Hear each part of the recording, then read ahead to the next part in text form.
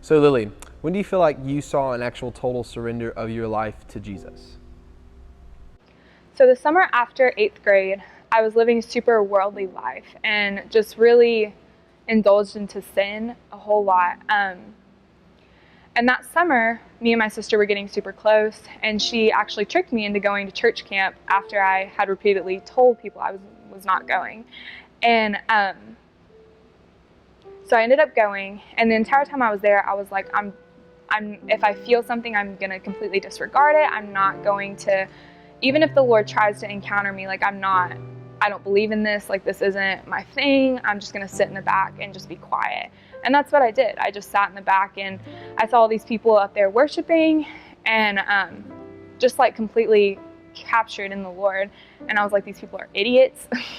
And just like, this isn't real. And just kept to myself the entire time. But then whenever we went to the river, which is an amphitheater that we go to on the third night, we were overlooking this like river and these mountains, and it's so beautiful. And even through the sermon, I just kind of wasn't really paying that much attention, but the Lord was doing a whole lot on my heart, even if I didn't realize it. And by the end of it, I was like bawling my eyes out because I just knew that the Lord had softened my heart, and I could just see how much love and forgiveness He had for me. And so they had an altar call, and my sister was up at the front, and she was one of the leaders, and I just like ran down there and just like we just hugged, and she was just praying over me. And the entire time she was praying over me, I was hearing this song in the back called Break Every Chain. And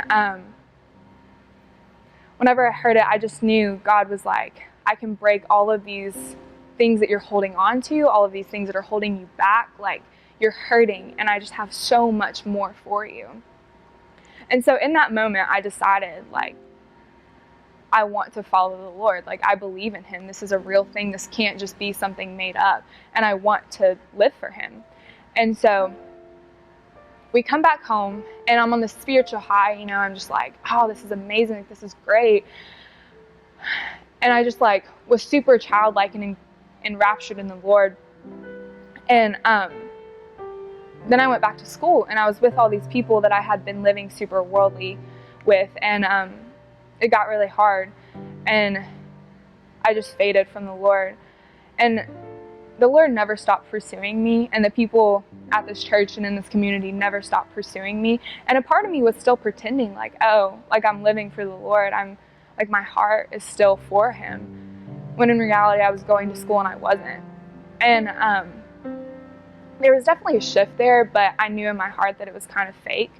But after months and months of just like God just like chasing me down and just like pursuing me with everything that He had, I finally was just like, this is it. And just like gave everything of myself and was just like, this is what my life is going to be.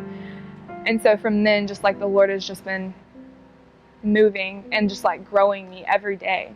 So my name's Lily Dobbins, and I am conquered.